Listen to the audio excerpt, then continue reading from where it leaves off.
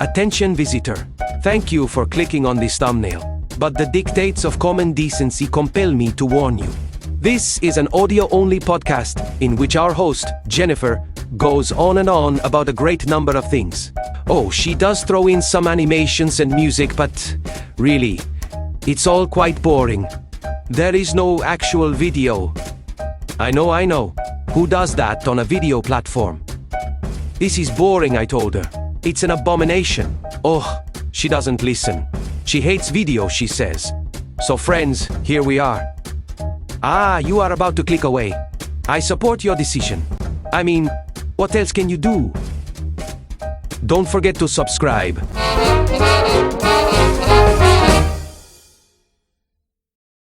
Hey everyone, Happy New Year!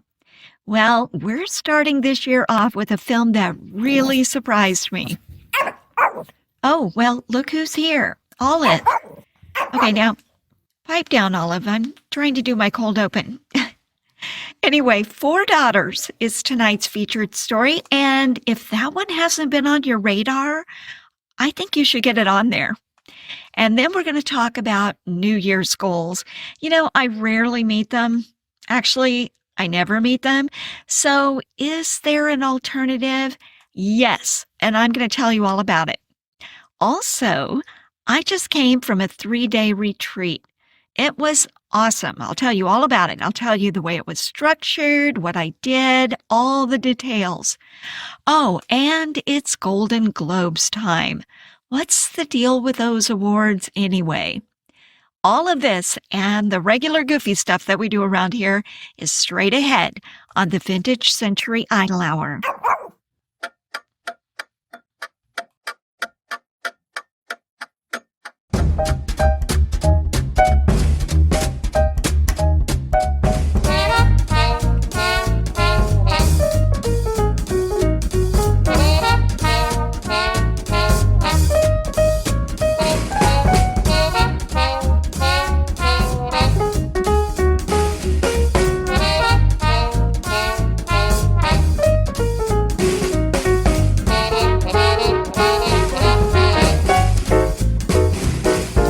Greetings everyone.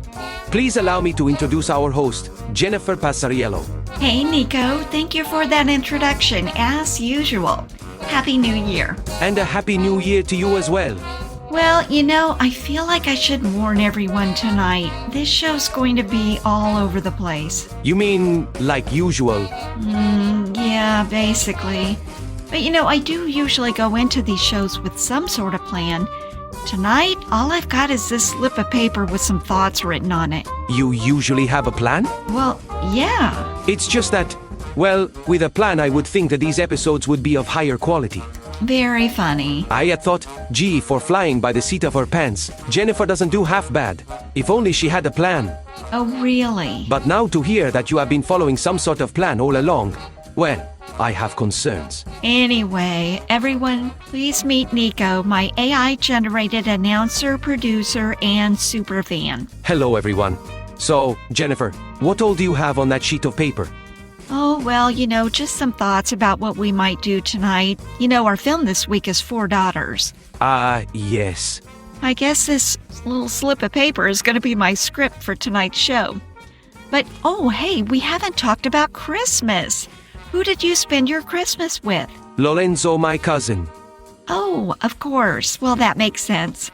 Everyone, Lorenzo was my announcer at one time, but then he left the show to pursue his dream at Walmart Online, and now he's working as a chatbot. I spoke with him today, as a matter of fact. Oh. He was complaining, as he so often does. Complaining? Oh, yes. About what? Well, you know Lorenzo. I love him like a brother. But he's very lazy and unprofessional. He was complaining about all the stupid questions he has to answer from shoppers on Walmart's website. Yeah? Like what? Well, I guess the other day someone asked where the restroom was. Now mind you, he's a chatbot. His role is to answer simple questions about purchases on the website. This person literally typed, "Where is the restroom?" in the virtual assistant chat box. Oh, Lorenzo was so vexed by the question that it caused runtime errors in his algorithm. He had to be taken temporarily offline. Goodness. Oh yes, it was very serious. You're going to lose your job, I told him. He doesn't care. Well, is he back online now? Yes. He needs to watch out though. The customer is always right, I told him. Ah. Well, then he said someone asked if they could get help in the fitting room area. Well, now wait a minute. It sounds like the customers are using the chatbot while they're physically in the store. I thought people only used a virtual assistant when they were shopping on the website. Yes, well, people do all kinds of things at Walmart. True. Well, what did Lorenzo say? He told them don't be absurd. Oh, well, what was absurd? That they were using the chatbot in the physical store? No, that they thought there was a chance of getting help on the Walmart sales floor. Oh, right. Lorenzo went to Walmart to follow his dream. Sadly, I don't think the dream is matching up to the reality. Oh, poor Lorenzo. Well, I guess that marks one thing off my list. I did want to get an update on Lorenzo at Walmart. Yes. Well, what else do you have on your little slip? Well, let me see here. I thought I might talk about some personal planning stuff that I've been doing for 2026, to inspire people as they're setting their goals for the new year. I'm sure the audience find you very inspiring. Was that sarcasm? What? Never mind.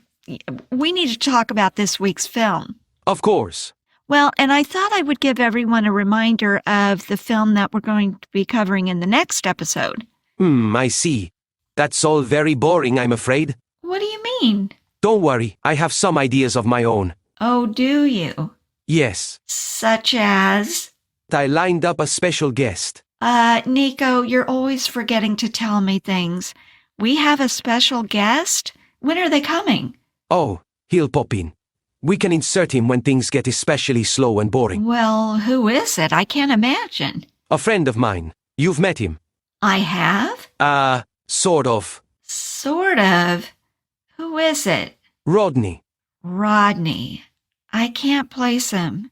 Rodney, that name does sound familiar. He starred in last week's sponsor spot. Oh, no. Not Rodney of the stinky boots. Yes, that's him. Oh, Nico, the foot odor guard guy? Really? That's our guest? He's really a very fascinating character. Oh, Nico. Well, and he's heartbroken. I don't think he should be alone right now. Heartbroken? I'm afraid he really does have feelings for Amber. Amber? You mean the girl in the foot odor guard ad? Oh, Nico, this is so bizarre. I really do wish you would talk to me about these things before just plowing ahead. Let's cancel him. I don't want to take up his time. Oh, please, it's no trouble at all. I'm happy to be here with you. As I was about to tell you, is already here. Jennifer, please meet Rodney. Rodney, this is Jennifer. She's the host of this show. Oh, hi, Rodney. Jennifer, I've heard so much about you. Gee, this isn't awkward at all. Honestly, Nico, I think you're wrong about her. She seems perfectly charming. Rodney, why don't you just sit tight and be quiet? Of course. When you're ready for me, I'm eager to share with you my interests. I think the audience might enjoy that. Interests? Oh, like my doll collection. I also play a mean game of Parcheesi. And then, of course, there's my music. I've really gotten into disco. Nico. No need to thank me.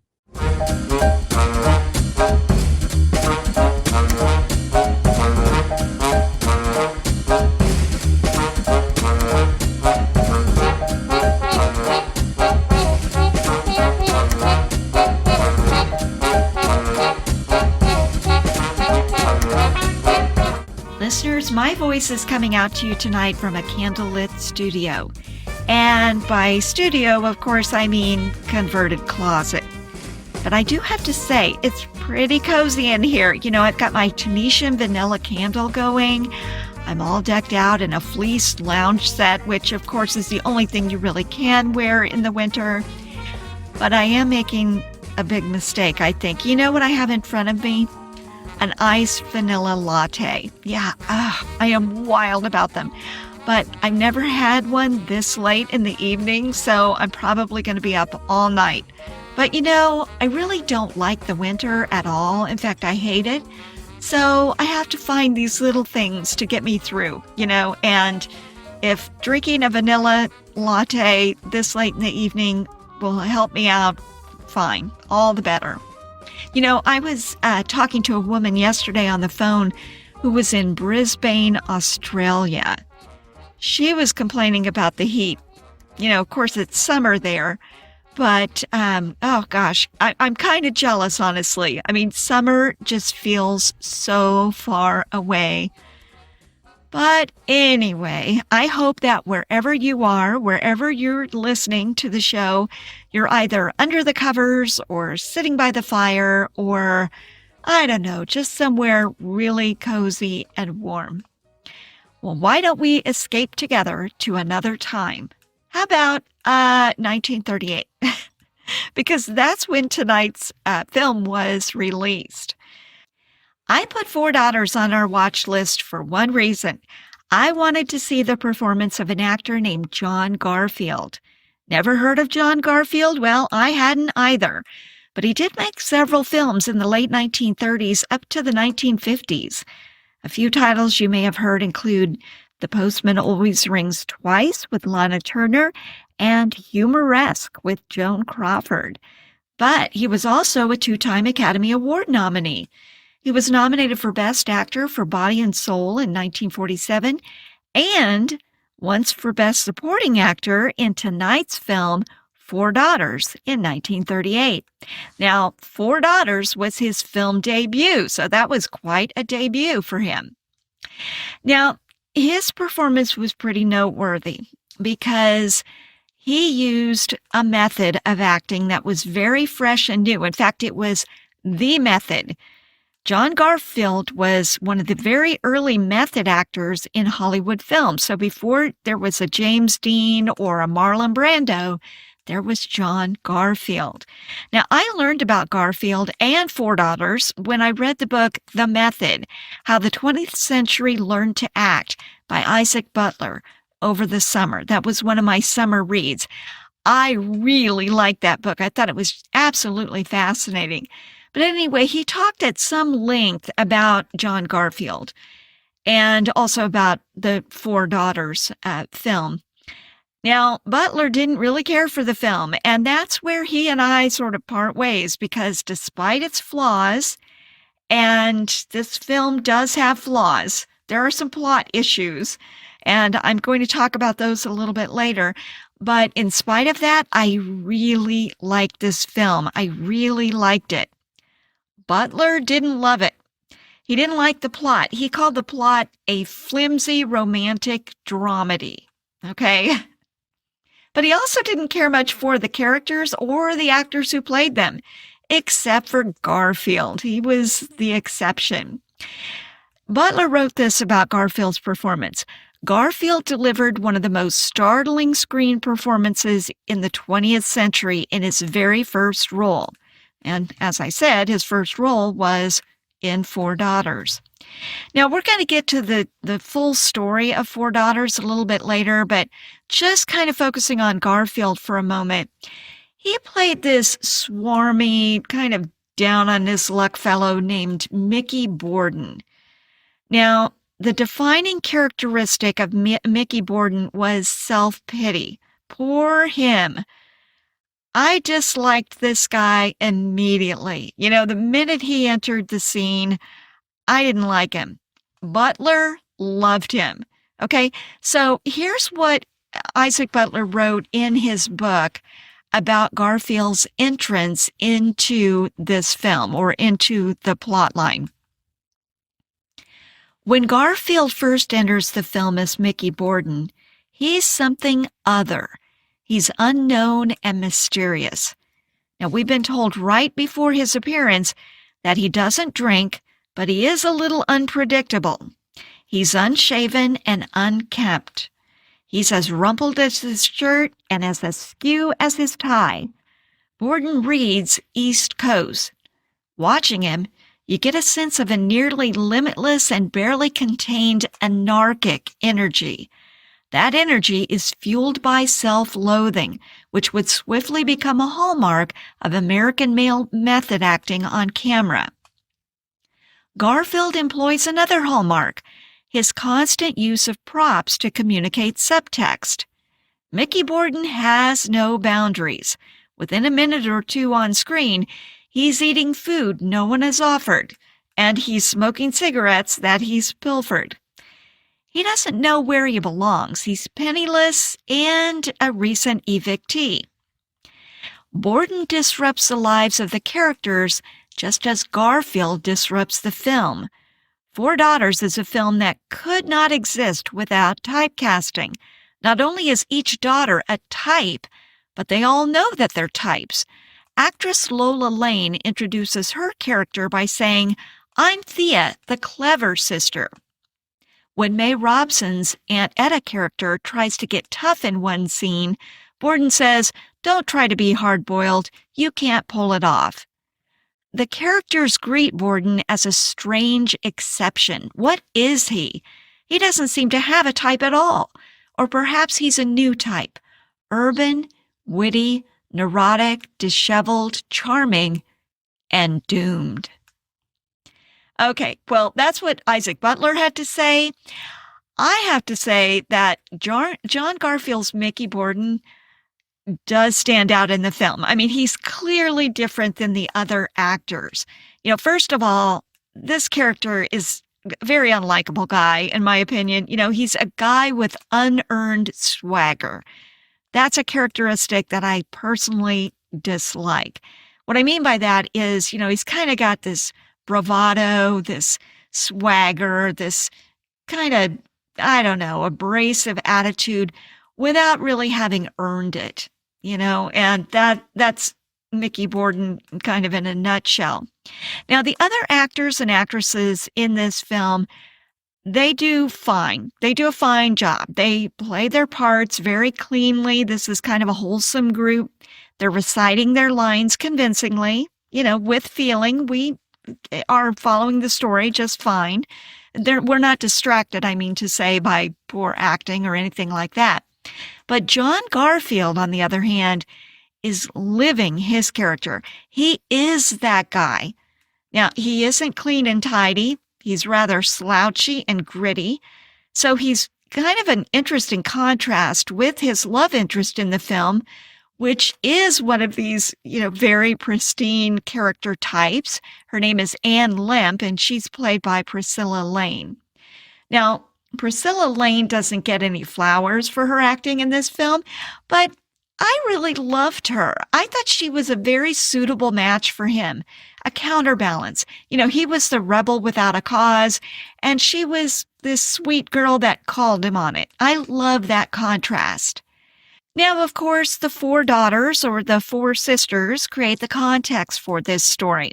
They're adult women who live with their father and aunt in what seems to be domestic bliss. This is a musical family. Now, three of the daughters play instruments. The father's a musician too, and the fourth daughter sings. They play musical compositions together. Here's what's crazy about the cast. Three of these daughters are sisters in real life. So we have Emma. She was the oldest daughter. She was played by Gail Page. Now, she was not a sister to any of the other actresses. But then we have Thea, the second oldest sister. She was played by Lola Lane. Then we have Kay, played by Rosemary Lane, and Anne, the youngest sister, who was played by Priscilla Lane. These three made up the Lane sisters in real life. Now, the Lanes were singers and actresses who performed on Broadway, not together, but separately. They performed on Broadway and in films. Now, there was a fourth sister, Leota, who was also an actress at one time, but she didn't have the same level of success as her sisters, and she did not appear in Four Daughters. Now, here's what's kind of wild. Four Daughters was the beginning of a series of films with these same characters. So there was Four Wives in 1939 and Four Mothers in 1941. But that's not the crazy part. The crazy part is that they made another film, these Lane sisters and John Garfield, and it was called Courageous, or Daughters Courageous. Okay, that definitely sounds like it should be in the Four Daughters series, right? Nope, it's not. Totally different set of characters. So I don't know. I have not seen that film, but it sounds like it's got to have a lot of similarities with Four Daughters. Crazy. But anyway, interesting little sidebar there. Four Daughters was remade in the 1950s as a film called Young at Heart. That one starred Frank Sinatra and Doris Day as the leads. I haven't seen that version, but I've been told that it not only has a different ending, but it does have some significant plot deviations as well. Okay, so that's going to do it for some background on our film. Let's round out our cast. So again, our principal players are Priscilla Lane as Anne Limp, Rosemary Lane as Kay Limp, Lola Lane as Thea Limp, and Gail Page as Emma Limp. And then we've got Claude Rains as the father, Adam Limp. So they all make up the Limp family, L-E-M-P. Then we have the love interests. We've got John Garfield as Mickey Borden. We've got sort of the heartthrob, the leading man, Jeffrey Lynn as Felix Dietz. We've got Frank McHugh as Ben Crawley and Dick Foran as Ernest Talbot. I could be mispronouncing that. Foran? I don't know this name. So anyway, he played Ernest Talbot. And then we had May Robson as Aunt Etta. What about our Academy Award stats? Well, we had several nominations, but no wins. Four Daughters was nominated for Best Picture, Best Director for Michael Curtiz, Best Supporting Actor, of course, for John Garfield, Best Screenplay, and Best Sound Recording. Okay, why don't we leave our background there? Let's take a little musical break, and when we come back, we'll dive into the story of Four Daughters. Back in a moment.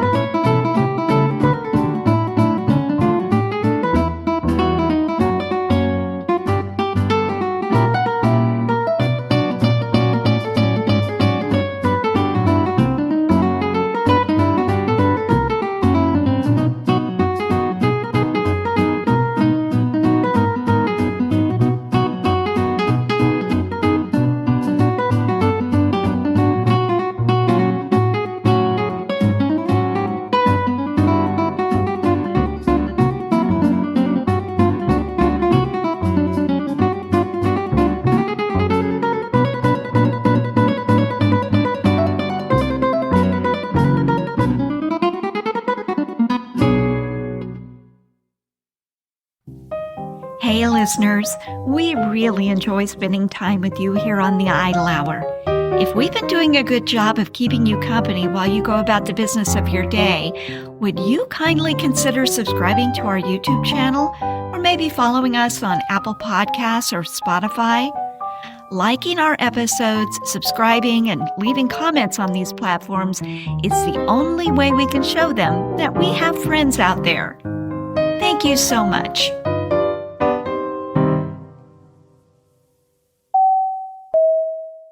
Please, everyone, listen very carefully to this message. In this portion of our program, Jennifer is going to be laying down all sorts of spoilers and will ruin all of your fun if you have not yet seen the movie. Listener discretion is advised. As our story opens, we have the four Limp sisters, Emma, Thea, Kay, and Anne, in the parlor playing music together, directed by their widower father, Adam Limp. Emma plays a harp, Thea plays a piano, Kay sings, and Anne plays the violin. Now, this is a wonderful, happy little scene. We learn right off the bat that this is a very close family, and those sisters are best friends. Now, all of these sisters are of marrying age, and when it comes to husbands, there are some prospects on the scene. Thea, for example, is pursued by a man named Ben Crawley.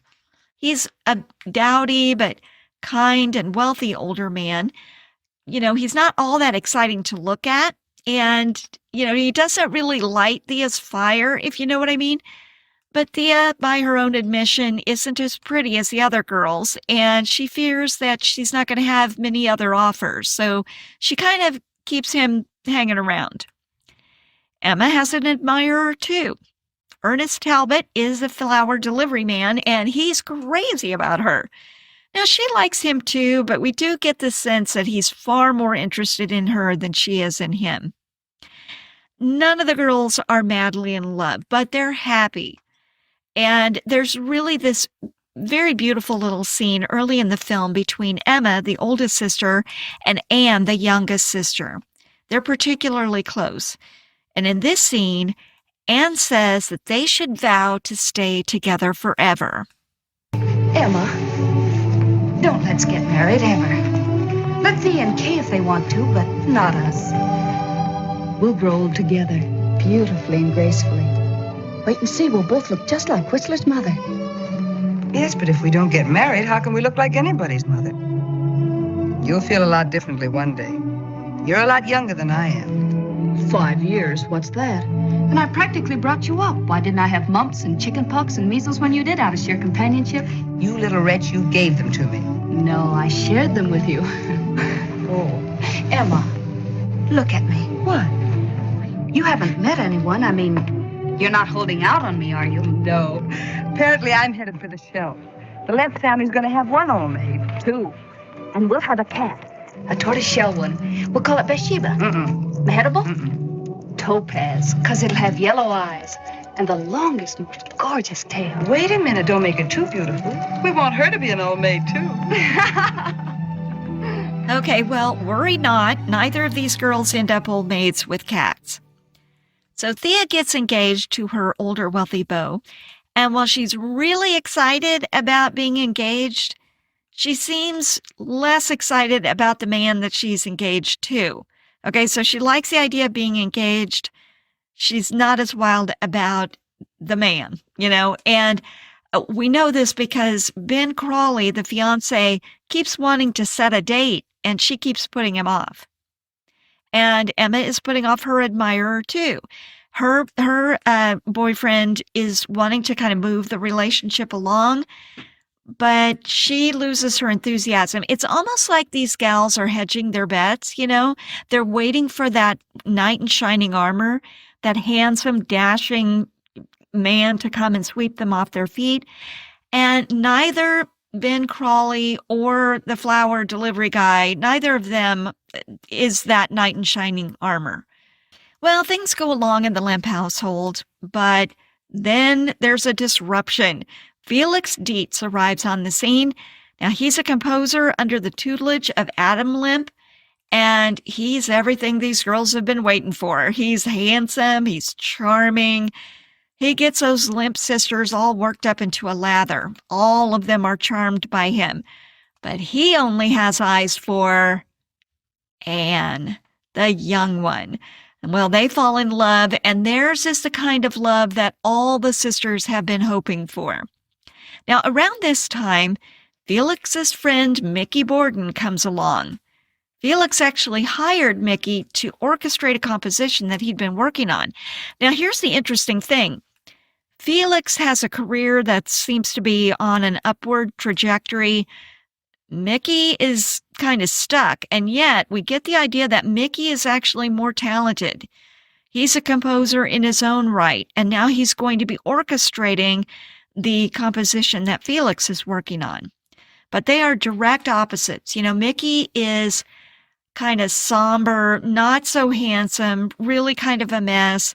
And then we have Felix, who's suave, energetic, confident, fun. Polar opposites. And it's this, this friction that they're both bringing into the household. On the one hand, Felix is getting the girls all kind of frustrated because they're all crazy about him. And then Mickey is just so abrasive. So we've got a little bit of a disruption in the tranquility of the Lemp household. Okay, now I want to share with you a couple of clips at this point. The first one is Mickey entering into the Lemp universe. This is his first scene in the film, and this is what Isaac Butler was referring to. Let's listen. Come in, Mickey. I've been waiting for you. Been struggling with this opus for days. Say, you're going to find this arrangement right up your alley. Rug on the floor, smell of cooking in the kitchen, piano, and flowers. It's homes like these that are the backbone of the nation. Where's the spinning wheel? Shut up. Did you miss the train? I ignored the train. Thumbed my way up. Why, I gave you more than enough for the fare. Well, I bet the $5 on a horse I could have bought for $70. You had a lovely name, Felix, that I can't for the life of me remember. This time of day, there's plenty of traffic from town. You shouldn't have been this late. Oh, I had lots of offers from small fry, Fords, Chevys, but I held out for a town car. It's a poor man's privilege. Well, I have to get over to the foundation. Class from 3 to 4. Suppose you get a room in this town for a few weeks till we're through. Save you a lot of traveling. It's all right with me. I was evicted this morning. I'm going to miss those cobwebs. Well, you look over this first movement. I'll be back a little after 4, then we'll get your room. Just so it's on the other side of the railroad tracks. I can't breathe this clean air. Now, what you can't pick up by listening to this scene is just how Mickey kind of takes up space in the room. He picks up candies and eats them like he owns the place. He picks up cigarettes in the ashtray and he smokes them. He's one of those guys that I'm sure you've met in real life. You know the kind. They have such low self-esteem and such certainty that they're going to be rejected that they go out of their way to actually make that happen. I've known people like that in real life. Now, I want to play another clip here because we have this very stark contrast. Anne Lemp. Now, Anne is everything Mickey's not. She's much more like Felix. She's fun-loving, confident. She's an optimist. She doesn't really warm up to Mickey's pessimistic self-annihilation. Say, is that part of Felix's composition? Something of my own. Oh, it's beautiful. It stinks. You're probably right. I was only making conversation. Still, I hope you're not entering it in the competition. Around these parts, we want Felix to win. Couldn't enter it if I wanted to. It's only got a middle.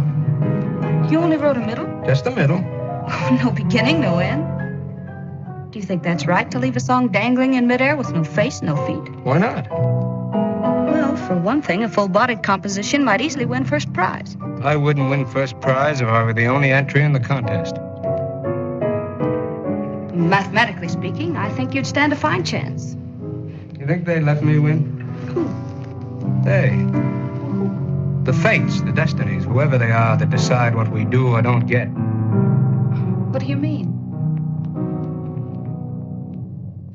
They've been at me now nearly a quarter of a century. No let-up. First they said let him do without parents. He'll get along. Then they decided he doesn't need any education. That's for sissies. Then right at the beginning they tossed a coin. Heads he's poor, tails he's rich. So they tossed a coin with 2 heads. Then for the finale they got together on talent. Sure, they said let him have talent. Not enough to let him do anything on his own, anything good or great. Just enough to let him help other people. It's all he deserves. Well, you put all this together and you got Michael Bolgar. Bolgar?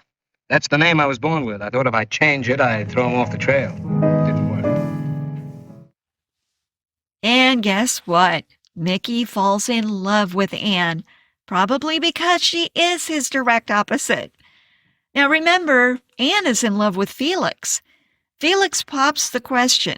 He and Anne announce their engagement at this family party, and when they do, it's almost like a nuclear bomb went off in the house. The ladies and Mickey Borden crumble. The sisters because they're all in love with Felix, and Mickey because he's in love with Anne. A bad time was had by all, except, of course, Anne and Felix, who are madly in love.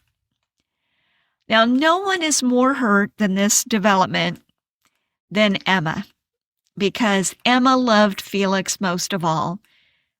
Now, Mickey, who is also hurting when this news comes out about the engagement, he's really hurting bad, and he can see how bad Emma is hurting. So he tells Anne how devastated Emma is. Now, remember, Emma and Anne are really close. Well, Emma didn't say anything about this to Anne. She just wished her well. She didn't want her to know how bad she was feeling. And Anne would rather die than hurt Emma. So prepare yourself for a shocker, because I was really shocked by this plot point here. Anne up and jilts Felix an hour before the wedding. So there they all are. They're ready for the wedding. Felix is dressed up in his tuxedo. They're wondering, where's Anne? Where's Anne? And all of a sudden, a telegram arrives. And she tells the family that she's married Mickey instead. What? Anne, why did you do that? When I was watching this, I literally said that. I said, oh no, why did she do that? I did not see that twist coming. Well, anyway, Anne and Mickey move to New York. His prospects don't improve, and they have trouble making ends meet. Then he kind of ends up wanting to travel, go places, and Anne detects that he might be starting to wish that he wasn't nailed down with her. And then he also sees that she's not really very happy. So this is not a good situation at all. Of course, Anne is that eternal optimist. She puts everything she has into the marriage, and she's going to try to make it work.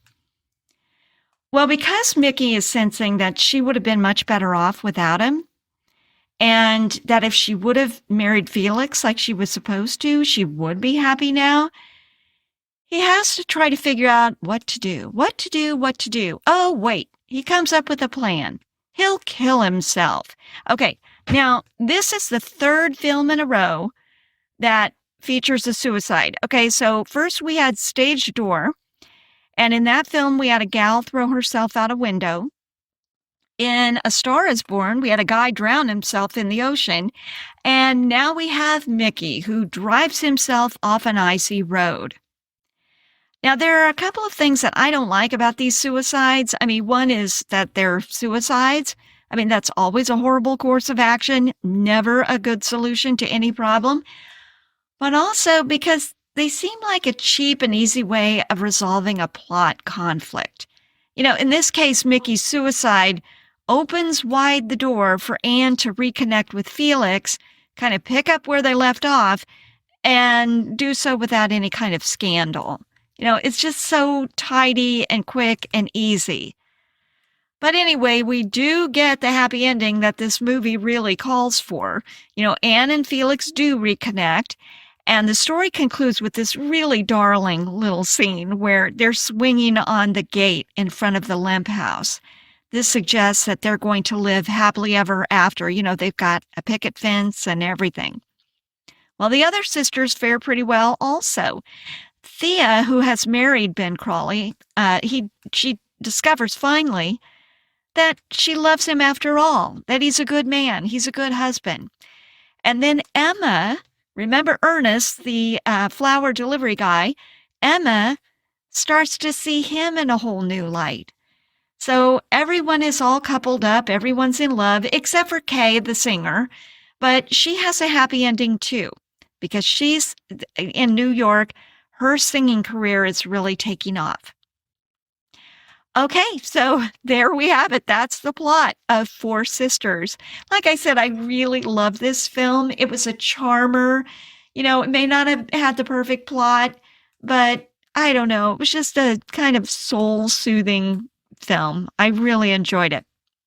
Well, let's pause now for a word from our first pretend sponsor, Tenderleaf Tea Balls, and then when we come back, we'll break down my rating of this film.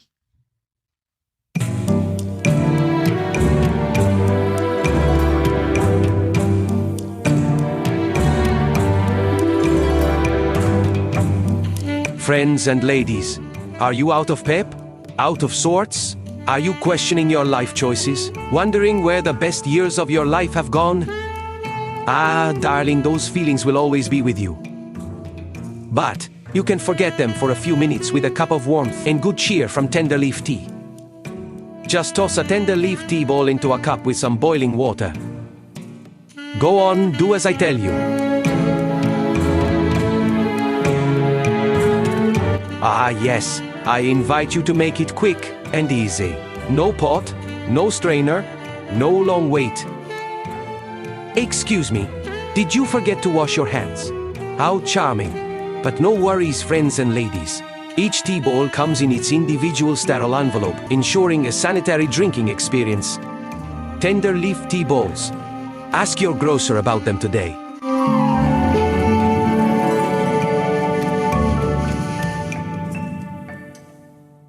Excuse me, Jennifer. Oh, hey, Nico, what's up? I was getting ready to do my rating breakdown. Yes, and I know the listeners are breathless in anticipation. Well... But I need to remind you about the interview with Rodney. Oh, is he still around? I had half hoped he got tired of waiting and left. He's here. He's in the green room, pacing back and forth. What green room? We don't have a green room. The laundry room. Oh, right. It is green. Wait, Rodney, the foot odor guy, is in my laundry room? He's very nervous about the interview. I told him he needed to do something to keep his mind busy. Oh, yeah? The last I saw him, he was pulling clothes out of your dryer and folding them. What? It's fine, Jennifer. It's only sweatpants and shirts. No underwear. I checked. Oh, Nico, this is just too much. Too much. Ah, don't mention it. Listeners, I invite you to sit back and relax with an inspiring beverage. Maybe also get a pillow, as I am about to share with you some otherwise boring information about how Jennifer rates the films in this series. Films are placed into one of these categories. Unwatchable. These films are very bad. I beg you, do not be a fool and watch them. They are not worth your time. Then there are watchable films. These films are okay. You have my permission to watch them. They are entertaining and a nice way to pass the time. But please understand me when I say that these watchable films will not change the trajectory of your life in any way. Yes, I suppose you could watch them a second time. But come now, why would you want to? And now we come to our last group, the rewatchable films. These films are very good. You may think your life is already complete. I'm here to tell you it is not. Only when you have watched these films over and over and over again can you truly say, you have lived. So friends and ladies, those are our film categories. Unwatchable, watchable, and rewatchable. Now Jennifer has some sort of worksheet she uses to categorize the films, but no one really cares about that. So, we move on. Are there any questions? No? Very good. I thank you for your attention. Now, let's get on with the show.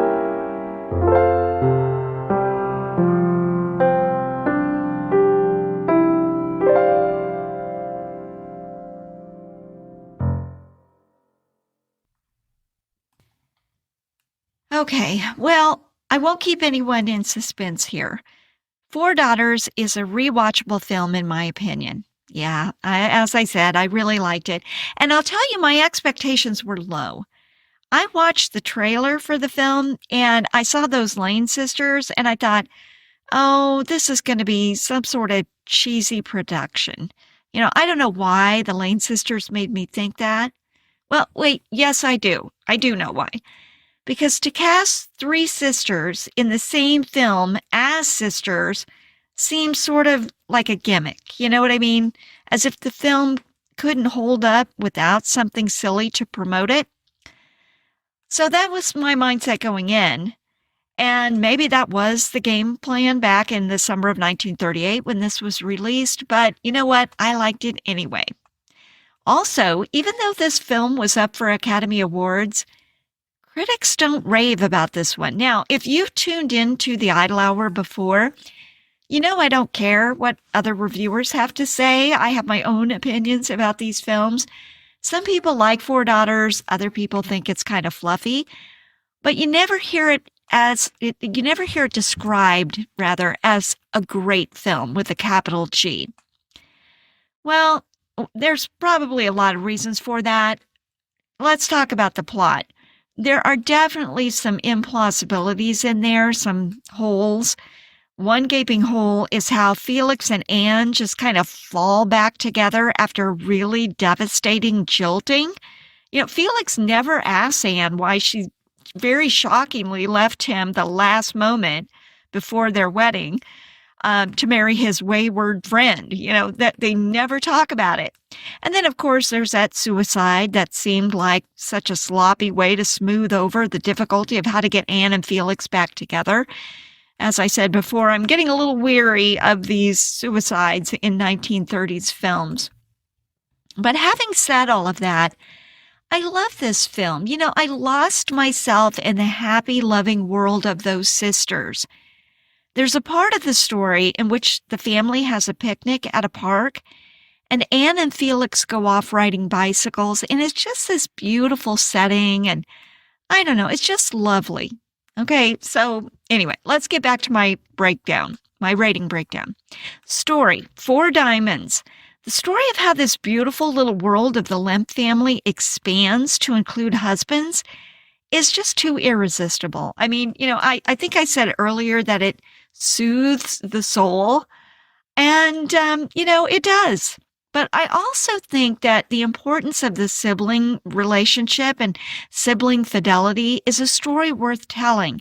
The sibling relationship is the longest relationship we have in our lives. It's longer than that of parents and children, longer than husbands and wives. They're right to put such a high price on that relationship in this story. Okay, so character development, I'm going to give that 4 diamonds. One of the things that we look at is whether or not any of the characters change in the course of the story. And we did have some transformations here. I think maybe one of the more interesting transformations was with Thea. Now, Thea was not a main character, but I still really enjoyed her subplot. She's the one who, she was engaged to that man who was not really the handsomest man. He didn't quite measure up to her dream. But then as she matured and as life went on, she learned to love him. She learned to see that he was worth loving. And, of course, we kind of saw that to a lesser extent with Emma and her boyfriend, Ernest, as well. You can see these women maturing and able to make more realistic and thoughtful judgments about these prospective husbands. I thought that was interesting. All right, and so now let's get to some of the higher scores. For writing, I'm giving that 5 diamonds. Now, I know there's problems with the plot, but I thought there were some genuinely funny parts in this film and some really poignant ones too. And I particularly like that interplay dialogue between Anne and Mickey. Well done, I thought. So 5 diamonds. For the pace, 5 diamonds. This movie flew by. I got lost in it. Never did I think, gee, this is dragging on and on.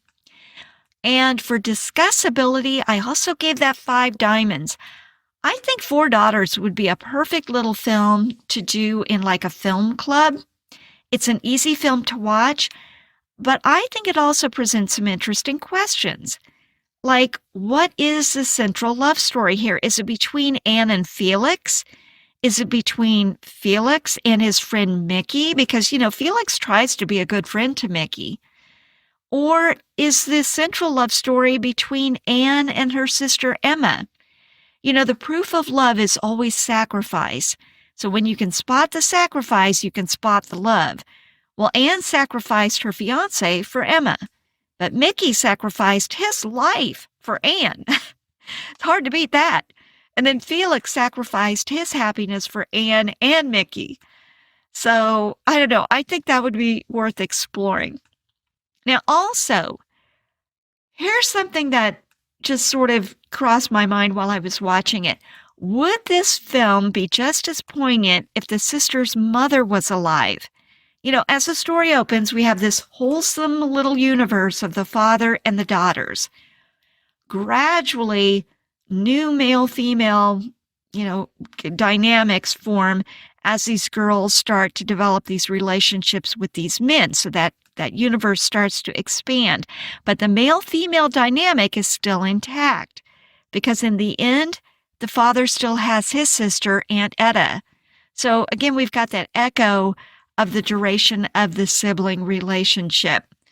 So I don't know. I just feel like there's more things to explore in this story. So discussability, 5 diamonds. Okay, so that all brings us to a total of 4.6. That places it very comfortably in the rewatchable category. Now, where did I watch Four Daughters? Well, I couldn't find it anywhere for free, so I watched it on Amazon Prime.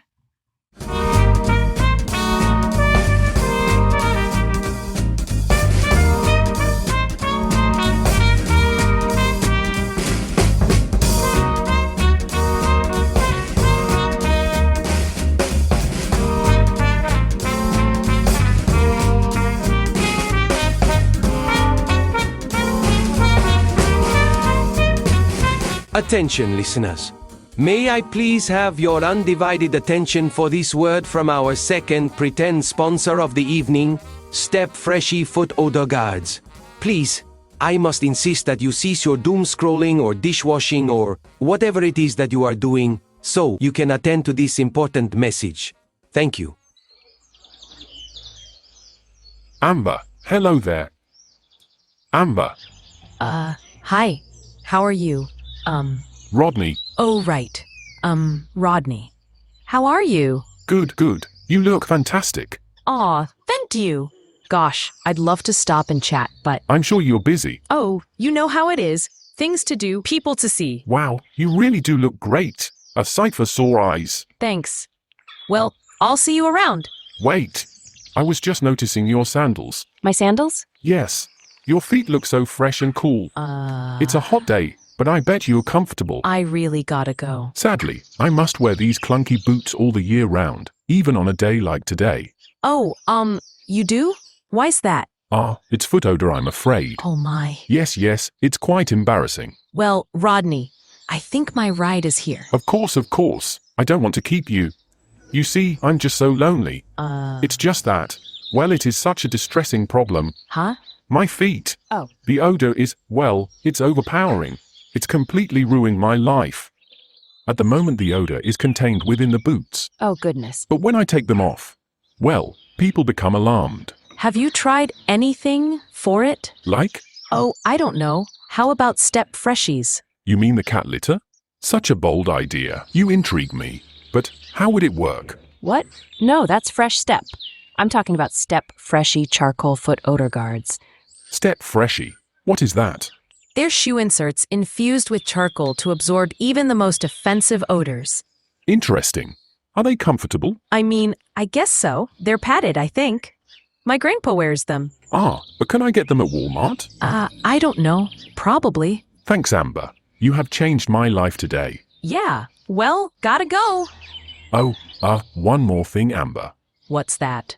Would you have dinner with me? Why don't you get those Step Freshy guards and we'll see. Fantastic. It's a date.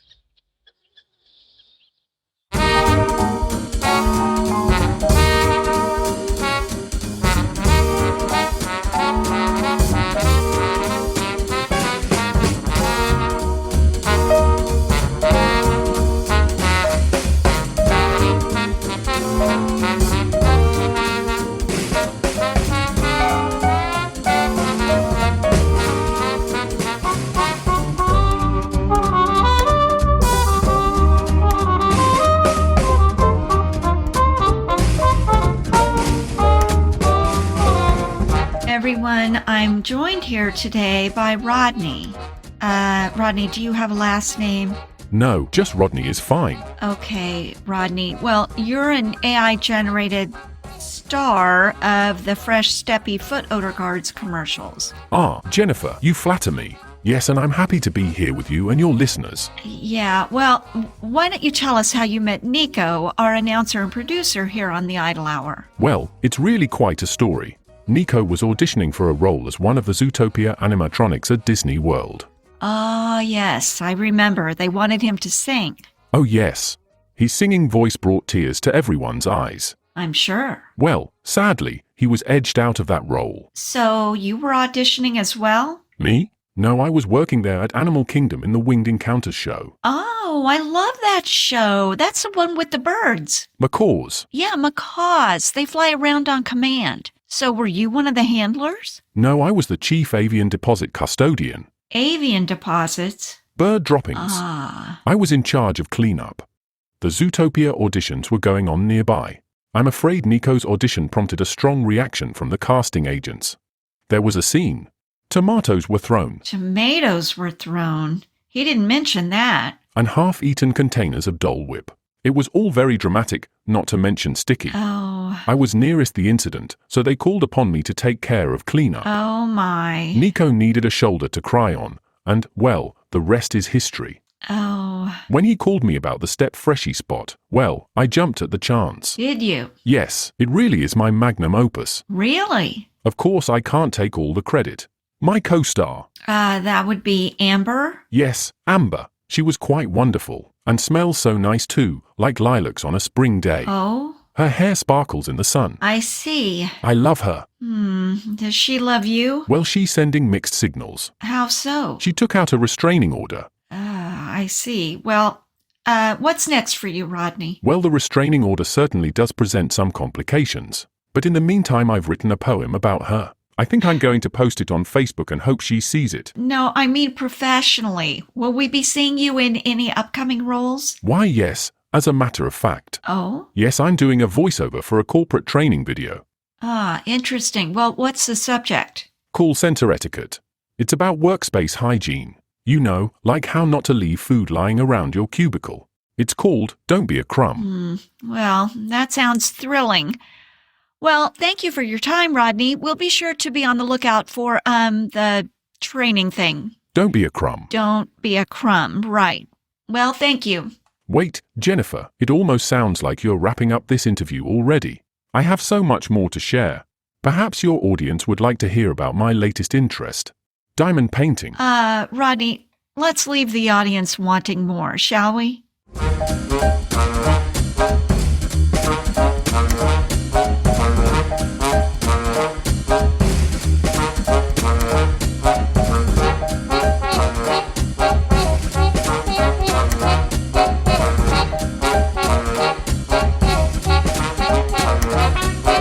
And now for our Wildcard segment.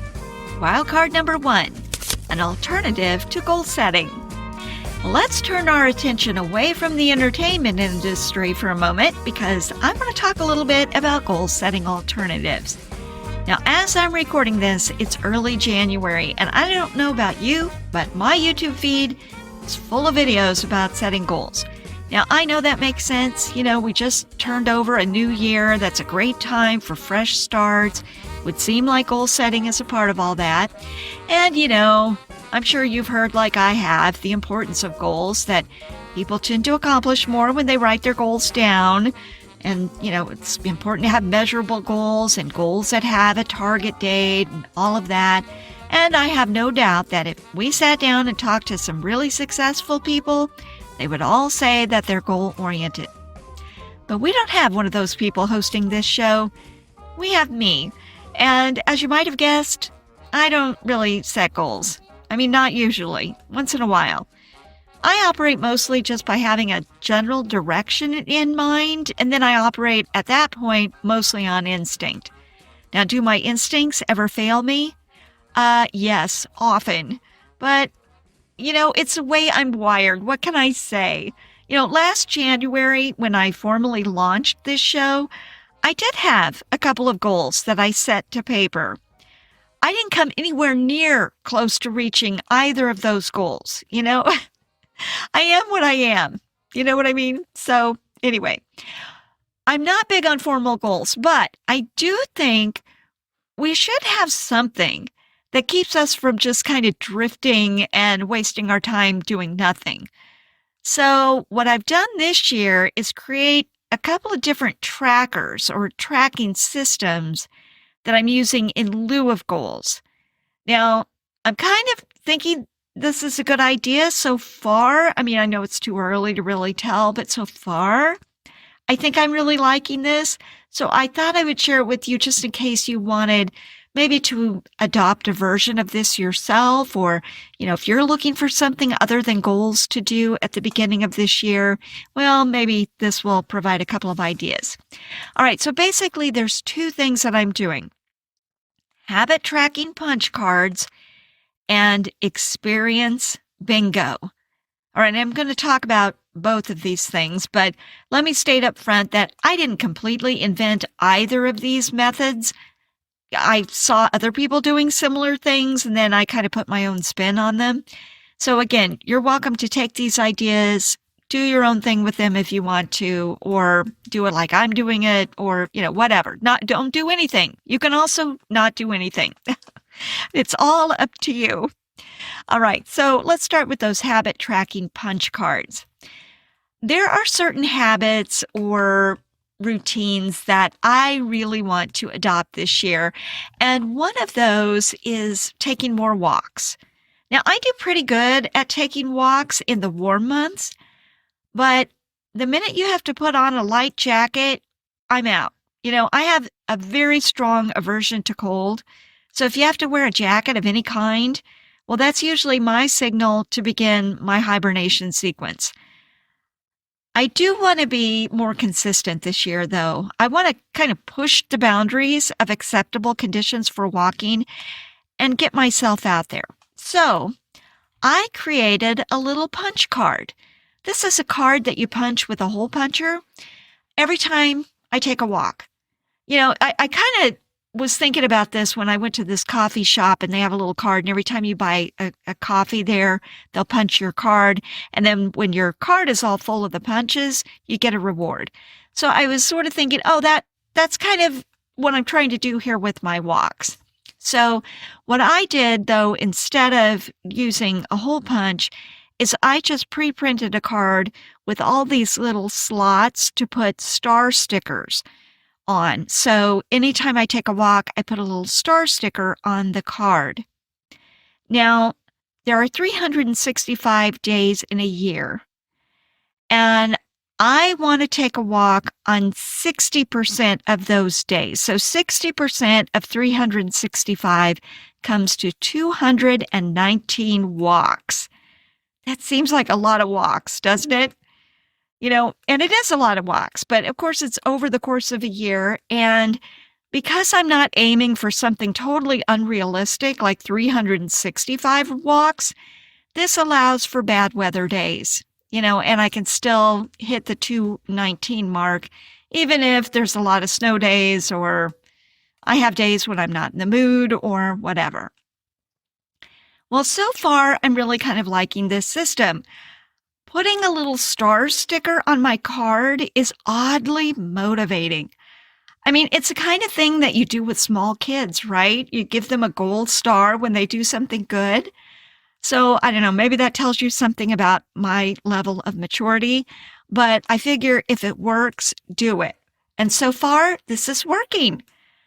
Now, I have a few other cards as well with different habits, and I keep this little set of cards in the pocket of my planner, and then I review them at the end of each day. So, that's my punch card habit system. You could do this for any habit, any behavior, any routine that you want to do.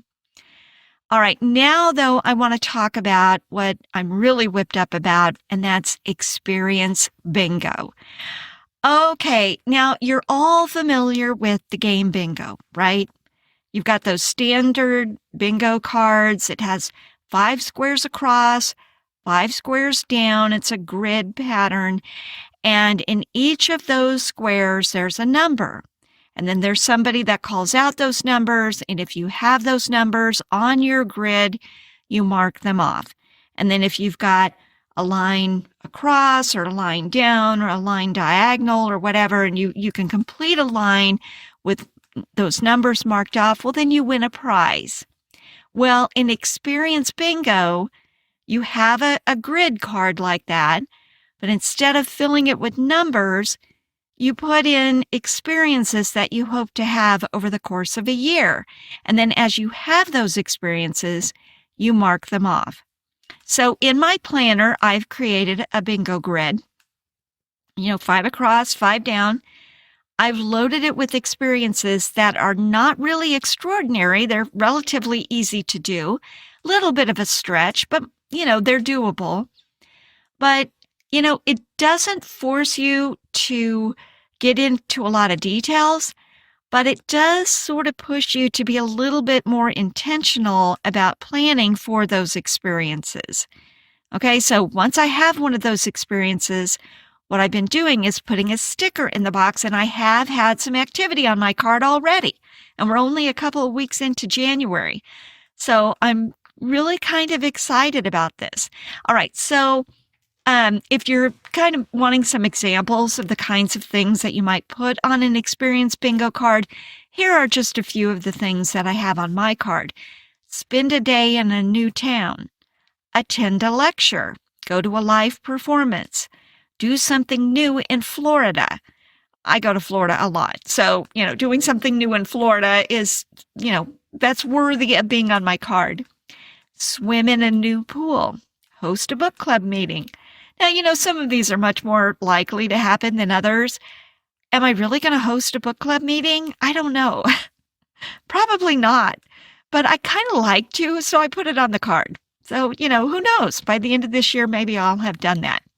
Okay, well, I think you get the idea. So, as I said, it's the middle of January as I'm recording this, and I've already marked a couple of things off. I completed an online art history course. That was one of my items.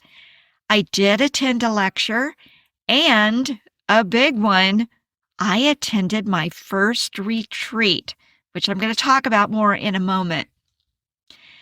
Well, I've just started these systems, right? The punch cards and the Experience Bingo.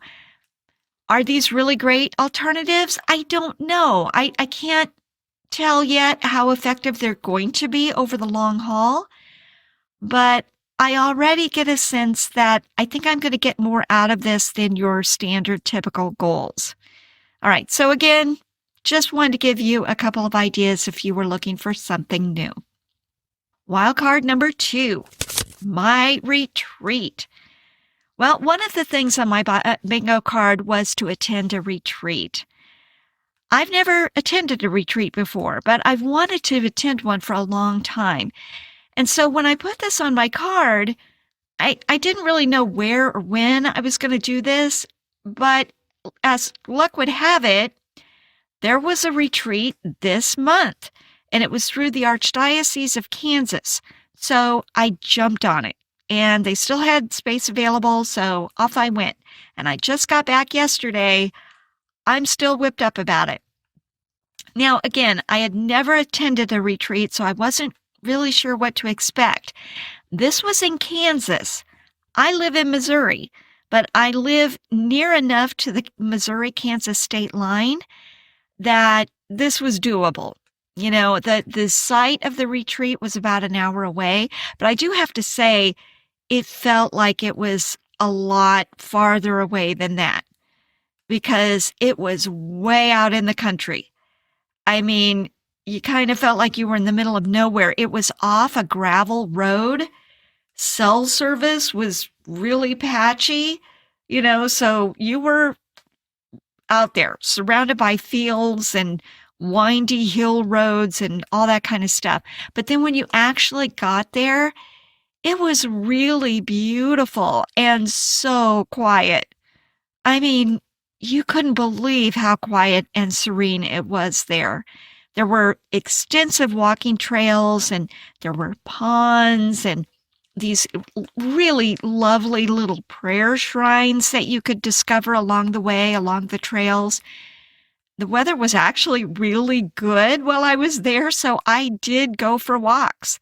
I didn't think I would ever go for a walk in January, but I did at this retreat. One man who was on the retreat said that he got up at 5 in the morning just to, go outside of his cabin. And he looked up in the sky and he said that it was just covered with stars because there was no light pollution out there. And I do have to say, the first night was Friday night and it was an overcast sky. It was pitch black out there. I mean, the minute you stepped outside of the door, because there were several little buildings there. So if you stepped out of one building, you had to have a flashlight. It was so dark. But I can only imagine, I didn't see all the stars, but I can only imagine how amazing that was. But the retreat center itself was really nice. I mean, it wasn't fancy. This was not a luxury resort or anything like that, but it was really, really nice. It had this really neat little library that was very sunny. It was, by a wall of windows, and there was all this natural sunlight coming in. And then you could see the scenery, which was really pretty. And then there was a chapel with this, again, a wall of windows behind the altar. It was very sunny and warm in there. It smelled like incense. It was so serene. That's actually where I spent most of my time during the retreat. Now, what I really loved about this retreat was that it was structured, but it wasn't too structured. You were invited to do things, but it was really up to you. You could kind of build your own retreat, and there was plenty of alone time. So for an introvert like me, that was amazing. I loved that. But, it was also nice to have some community time. So there were a couple of times during each day that you could get together with other people there at the retreat. So here's sort of how the structure went. Each day began with morning prayers and then some quiet time to do spiritual reading or work on plans for the coming year, or both. I mean, what we were really encouraged to do was read the Bible and then journal. You didn't have to do that, but that's what I did.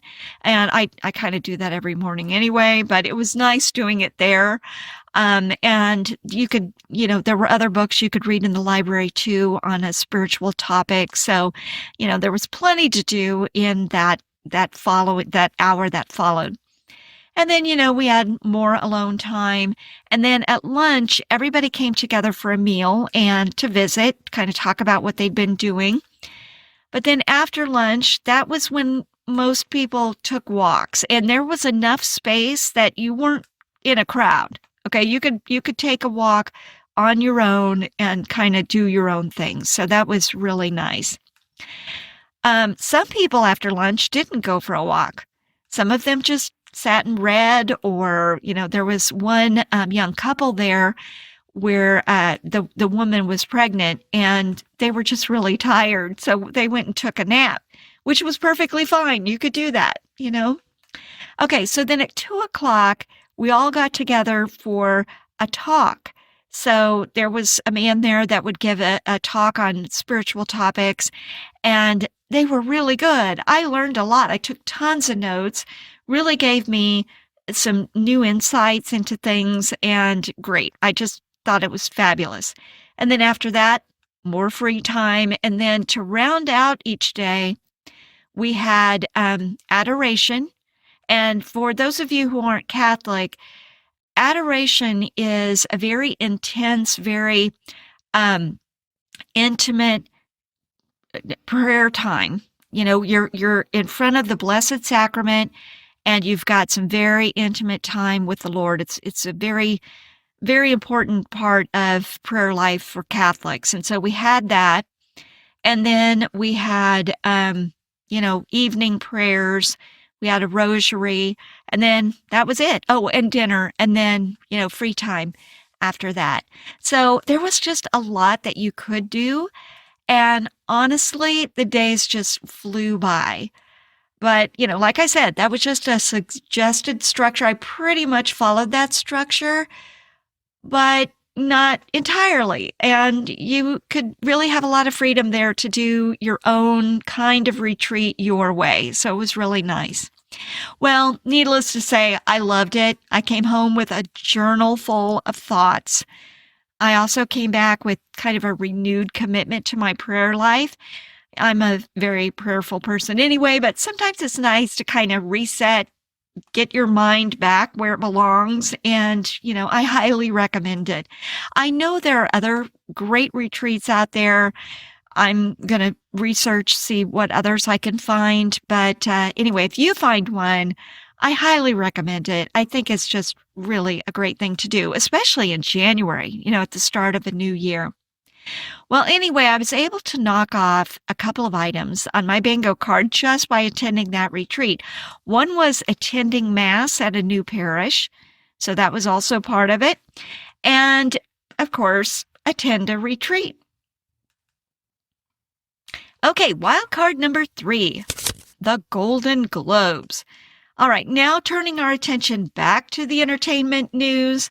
The Golden Globes took place, when was that? I think it was Sunday? Yeah, so just a few days ago. I'll be honest, I don't really care about the Golden Globes. I don't watch them. I don't follow them. I don't even know who was nominated, who won. I don't know anything about them. But I was kind of curious about their history. And here's what I found out. And this is from the Golden Globes website. The first awards presentation for distinguished achievements in the film industry, granted by Hollywood Foreign Correspondents Association, the precursor of today's Hollywood Foreign Press Association, took place in early 1944 with an informal ceremony at 20th Century Fox. There, Jennifer Jones was awarded Best Actress honors for The Song of Bernadette, which also won for Best Film, while Paul Lucas took home Best Actor laurels for Watch on the Rhine. Awards were presented in the form of scrolls. The following year, the members of the association held a contest to find a design for a statuette that would best represent the general aims of the organization. The result was a statuette of a shiny globe on a cylindrical pedestal. Now, in conjunction with the Golden Globes presentation, the Hollywood Foreign Correspondents Association held its first gala social event in 1945 with a formal banquet at the Beverly Hills Hotel. Going My Way won for Best Picture, while Ingrid Bergman and Alexander Knox were named Best Actress and Best Actor for their performances in The Bells of St. Mary and President Wilson, respectively. Several unique awards that were once presented have now been discontinued, such as World Film Favorite and Newcomer Award. In 1952, the Cecil B. DeMille Award was introduced to honor excellence in film. DeMille himself was the first recipient of that award. In 1956, an award called the Trailblazer Award was presented to Walt Disney. Now, while some categories have been discontinued, others have been added. The award has evolved over time. Today, the Golden Globes recognize achievements in 27 categories, 14 in motion pictures and 13 in television. Okay, so now we know.